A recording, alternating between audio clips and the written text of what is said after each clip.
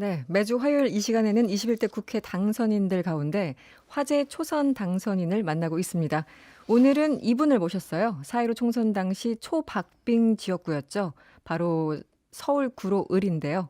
이곳에서 새로운 정치 인생을 시작하게 된 더불어민주당 윤건영 당선인 스튜디오에 나오셨습니다. 어서 오세요. 네, 반갑습니다. 네, 반갑습니다. 지금 유튜브로 생중계 중입니다. 지금 모습이 나오고 있군요. 손 한번 흔들어 주시죠. 어딘가에 카메라가 있을 겁니다. 네. 지난 1월에 저희 프로에 나오셨잖아요. 네. 그리고 한 넉 달 만에 뵙는데 어떻게 잘 지내셨습니까?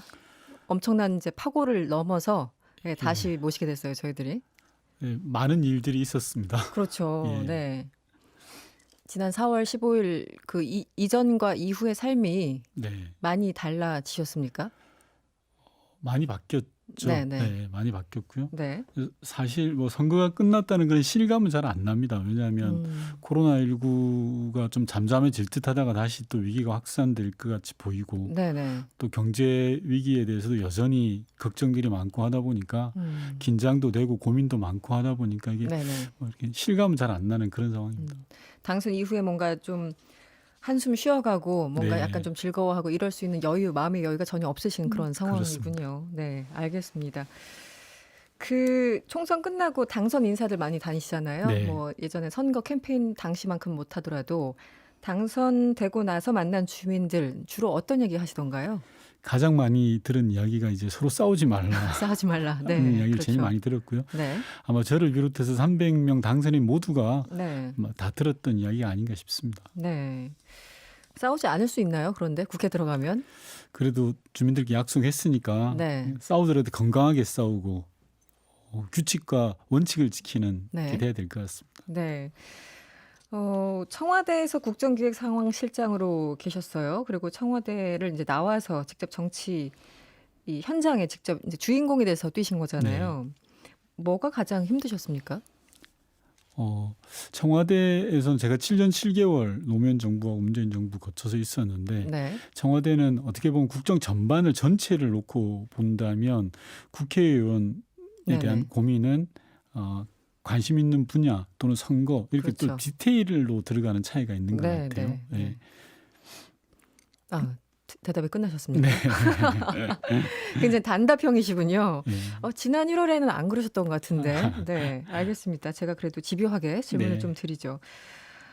이번에 원내대표 경선 과정에서 투표권을 행사하셨죠? 네, 했습니다.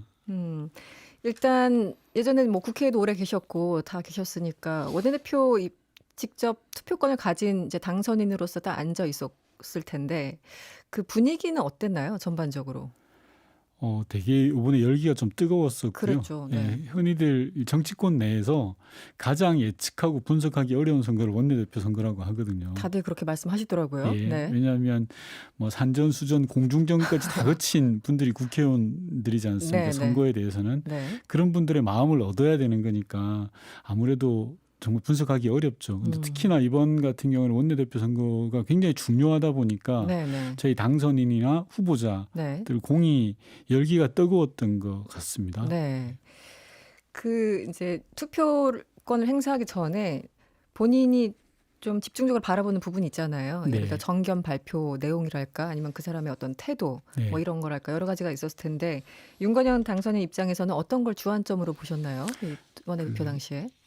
두 분이 내놓은 공약들이 세 분이죠. 세 이번에는 분이죠, 세 분이 후보는. 내놓은 네. 공약들이 있습니다. 네네. 그 공약들을 좀 집중적으로 봤고요.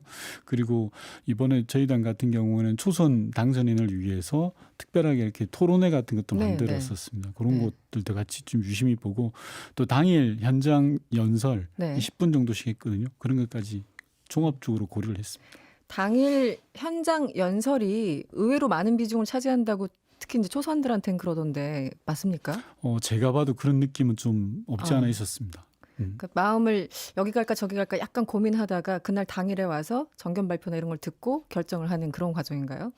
그러니까 초선들 같은 경우에는 네. 잘 모르잖아요. 인간적인 그렇죠. 관계가. 네네. 추억도 없고. 그러니까 아까 말씀드린 사전 토론회 그리고 정책 발표, 네. 공약 요것만 놓고 보는 건데 네. 아무래도 현장에서 마음이 움직일 수 있는 분들은 초선들이 많죠. 네. 제가 봐도 그런 느낌이 좀 들었어요. 현장에서. 네. 그래서 누구 찍으셨어요? 비밀 선거기 때문에요. 비밀 선거군요. 네. 깜빡했습니다. 네. 알겠습니다. 글쎄요. 뭐 구체적으로 얘기를 안 하실 것 같긴 한데 예측대로 된 겁니까? 원래 이제 전해철 후보 같은 경우도 네. 꽤 되게 치열했죠, 이번 네, 선거는. 그랬죠. 그래서 뭐 세 분의 후보가 다들 좋으신 분이세요. 네네. 네, 그래서 뭐 치열한 게 전개됐고 이번에 당선된 원내대표로 당선된 김태년 선배는 정책에 있어서 탁월한 능력을 갖추신 분이라 네. 아마 국민들이 기대에 부응하지 않을까 싶습니다. 알겠습니다. 정책에 이제 강점을 갖고 계신 후보. 네. 알겠습니다. 엊그제 대통령이 취임 3주년 맞아서 이 대국민 특별 연설을 했습니다. 네. 얼마 전까지만 해도 항상 청와대 안에서 혹은 네. 대통령 곁에서 이런 연설을 보셨을 텐데 이번에는 밖에서 들으신 거잖아요. 네. 느낌도 굉장히 좀 달랐을 것 같아요. 느낌도 다르죠. 네, 안에서 어떠셨어요? 실무적으로 고생하신 분들이 또 보이고 대통령께서 많은 고민들을 하셨겠구나라는 네네. 느낌도 오고 좀 연설 전체에 대한 내용을 좀 말씀을 드리면 네네. 가장 인상적이었던 게 경제 전시 상황이라는 용어였습니다. 네. 이번 특별 연설을 좀 한마디로 정리하면 이 경제 전시 상황이라는 말에 모든 게 담겨 있다라는 생각이 듭니다. 네. 대통령께서 이번 위기를 바라보는 인식 그리고 의지가 좀 담겨 있다라는 네. 생각이 들고 네. 뭐 위기를 기회로 한번 바꿔보자라는 그런 의지도 좀 느껴졌고요. 내용상으로는 크게 두 가지인 것 같습니다. 하나는 한국판 뉴딜 정책, 네네. 또 하나는 고용 안정. 네. 이 두 가지 축이 남은 문재인 정부 2년 동안의 국정 운영의 방향이 되겠구나라는 걸 좀 알 수 있었습니다. 네. 이 한국판 뉴딜이라는 거 지금 말씀하셔서 좀 어려운데 네. 얼마 전까지 청와대 계시던 분이 좀 해석을 해주신다면 어떻습니까? 쉽게 설명을 드리면 미국에서 대공황이 있을 때 미국 내수시장을 살리고 경제를 좀 살려내기 위해서 뉴딜 정책을 썼지 않습니까? 네네. 마찬가지입니다. 네. 이번 코로나19 바이러스로 인해서 경제가 굉장히 어려워질 텐데 한국 경제를 살리는 길을 좀 모색해보자라는 네. 배경에서 출발을 했고요. 네. 한국판 뉴딜의 핵심은 네. 디지털 SOC로 나타납니다. 디지털 SOC라는 게 이것도 예를 들어보면 네. 우리가 IMF 경제 위기에 김대중 대통령 시절에 전국에 초고속 인터넷망을 깔았습니다. 네네. 당시에 깔 때만 하더라도 뭐 지금 시기에 이게 필요하냐라는 네. 이야기도 많이 비판이 들었지 있었죠. 않습니까? 네. 그런데 그렇게 초고속 인터넷망을 깔아 놓으니 이게 IT 강국의 토대가 됐던 네. 거죠. 네. 마찬가지입니다. 포스트 코로나 이후에 우리 사회의 주된 게 뭐냐라고 봤을 때 디지털이라고 본다는 거죠. 네. 이 디지털 부분에 SOC를 재정비하자. 그건 데이터도 있을 수 있고요. 스마트형 공장도 있을 수 있고 스마트형 산단도 있을 수 있습니다. 네. 이런 부분들이 한마디로 대한민국의 신성장 동력으로 삼아보자라는 네. 부분인 것 같습니다. 네. 이 사실은 이제 그냥 뉴딜 하면은 일자리가 확 생길 것 같은데 이 네. 한국판 뉴딜 하면은 또 디지털 SOC 이렇게 표현을 하니까 네. 기대하는 만큼 어떤 고용 창출의 효과가 있을까라는 좀 우려도 있고 네. 네, 약간 여러 가지 좀 복잡한 상황입니다. 그리고 또 하나는 이제 끝에 짧게 얘기를 하셨지만 이 남북 관계에 대해서 좀 얘기가 짧게 들어가 있었고 질의응답을 통해서 조금 길게 설명을 하셨어요. 이 남북 간의 방역 협력 그리고 코로나 이후에 이후에는 이제 북미 간의 대화를 언제까지나 기다릴 수 없으니까 남북 간의 협력과 대화를 모색하겠다 이런 취지였는데 그 부분은 어떻게 들으셨습니까? 이번 연설이 국정 운영 전 분야에 대한 말씀하는 건 아니고요. 네네. 주제가 있었던 거죠. 코로나19 네네. 그리고 이 국난 극복에 대한 대통령의 생각. 그래서 말 그대로 특별 연설이었고요. 네. 그러다 보니까 남북 관계 이슈가 비중이 좀 줄어들 수밖에 없었고 다만 문재인 정부의 의지는 질의응답 과정에서 대통령께서 보여주셨다고 네. 생각을 합니다. 네. 핵심은 그거라고 생각합니다. 모든 일에는 골든타임이라는 게 있는데요. 이번 시기를 놓치면 남북 관계에 있어서 한반도에 있어서 골든타임을 놓치는 것이 아닌가라는 네. 생각을 가지고 있습니다. 그래서 네. 북한도 지금 나서야 됩니다. 대통령이 제안했던 공동 방역 이런 부분들에 대해서 나서야 되는 이유가 미국 대선이 시계추가 이제 돌아가기 시작하면 네. 하반기부터는 급속하게 미국 대선의 영향을 많이 받을 거고요. 그렇죠. 네. 대선 이후에도 유동성이 심해질 걸로 예견이 됩니다. 그렇다면 지금 이 순간이 한반도 평화를 풀어가는데 아주 유의미한 시간이다라는 생각이 들고요. 네. 따라서 정부도 적극적으로 나서야 되고 북한도 나서야 된다. 그렇게 생각합니다. 알겠습니다. 지난 1월에 나오셨을 때 기회가 된다면 남북관계 관련해서 일을 해보고 싶다 이런 취지로 얘기를 하신 것 같아요. 네. 그렇다면 이번에 상임위 이제 결정을 하셔야 되는데 혹시 1순위가 예, 외통이 외통입니까? 생각하고 있습니다. 제가 얼마 전에 그 고민정 당선인도 그쪽 굉장히 관심을 보이셨어요. 아, 그렇습니까? 두 분이 짰습니까? 아니죠. 예. 아, 경쟁자가 되겠군요. 어떻게 보면은 그렇죠. 선의의 경쟁은 선의의 경쟁. 예. 외통위로 가시는 이유는요? 아무래도 남북 문제가 지금 2년 남아 있는 문재인 정부 임기 내에서 네. 뭔가를 좀 성과를 내야 된다라는 생각이 듭니다. 2018년도에 세 번의 정상회담을 통해서 한반도 평화의 진일보를 이뤄냈는데 2019년 좀 아쉬웠거든요. 그렇죠. 북미 관계를 좀 지켜보느라고. 그래서 이제 2020년 이 상황에서는 다시 한번 남북 문제를 통해서 한반도 평화의 진전을 좀 이뤄내야 된다. 그래서 네. 국회에서도 그런 역할들이 충분히 있을 걸로 보입니다. 네. 지난번 그 하노이에서 놓친 그 기회를 다시 살릴 수 있을까 참 걱정되는 시기이기도 합니다. 네. 대통령 얘기를 좀 해볼까요?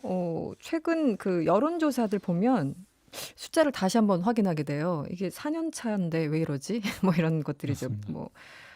조사에 따라서는 70%를 넘기도 하는데 어떻게 보십니까? 평가하시긴. 지금의 위기 네. 상황과 문재인 대통령의 리더십이 좀 잘 맞는 것 같습니다. 제가 볼 때는 코로나 위기 국면에서 좀 기성 정치인답지 않은 리더십이 네. 좀 잘 호응하고 있다라고 네. 저는 생각을 하고 있는데 예를 들면 유불리를 따지지 말고 공개를 하라. 네네. 정보를 공개하고 현장 우선 이런 부분들은 통상 여의도 문법으로는 나오지 않는 네. 거죠. 그리고 실용적이고 또 단호할 땐 단호하고 이런 네. 리더십이 위기 국면하고 좀 잘 맞아 가고 있다라는 거고요.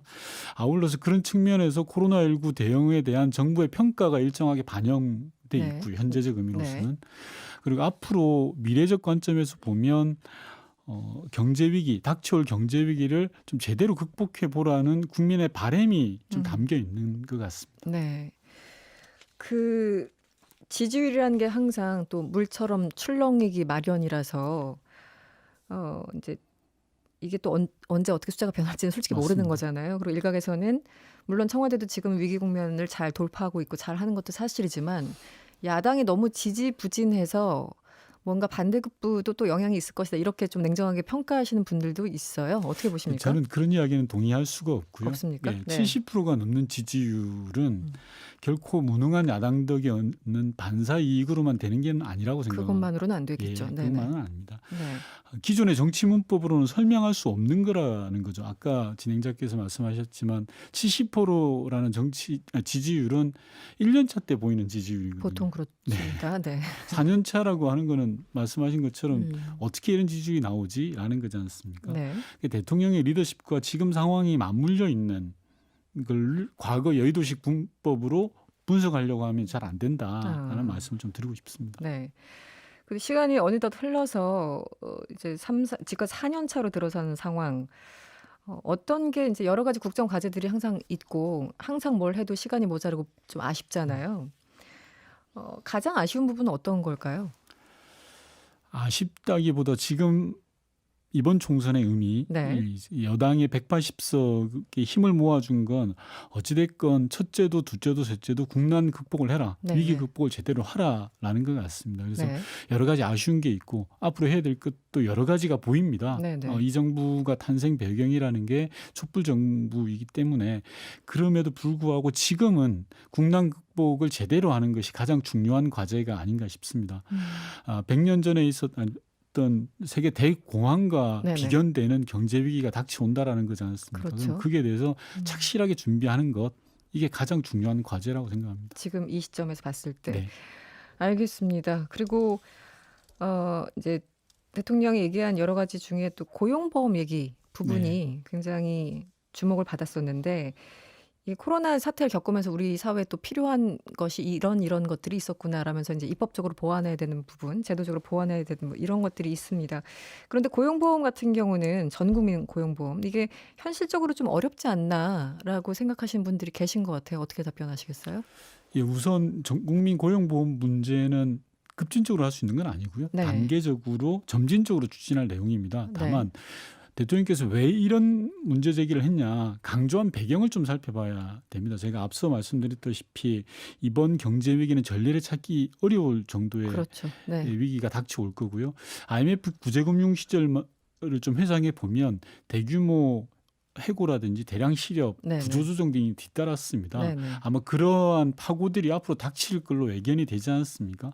그러면 사회 안전망을 사전에 좀 충분히 네네. 갖춰주자라는 취지인 것 같습니다. 어려울수록 서민들을 보호하는 사회 안전망이 꼭 필요한 그렇죠. 거거든요. 네. 그런 측면에서의 방점이 있는 겁니다. 고용을 얼마나 유지시켜 줄 것이냐.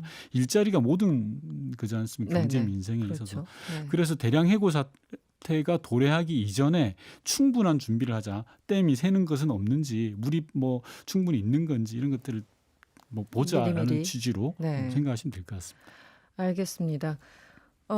청취자분들이 당부의 말씀을 보내셨네요. 뭐 환영의 문자도 있었고 이지원님이 당선인님 말씀하시는 거 몇 번 들어봤는데 아는 것도 많으시고 말씀도 잘하시던데 일도 똑소리 나게 잘해주시기 바랍니다. 이런 문자 주셨고요.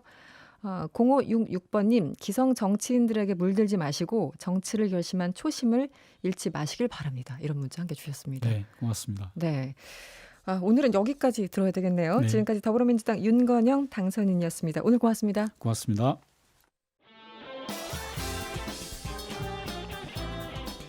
여러분의 퇴근길을 꽉 채워드립니다. 평일 저녁 6시 5분 이승원의 세계는 그리고 우리는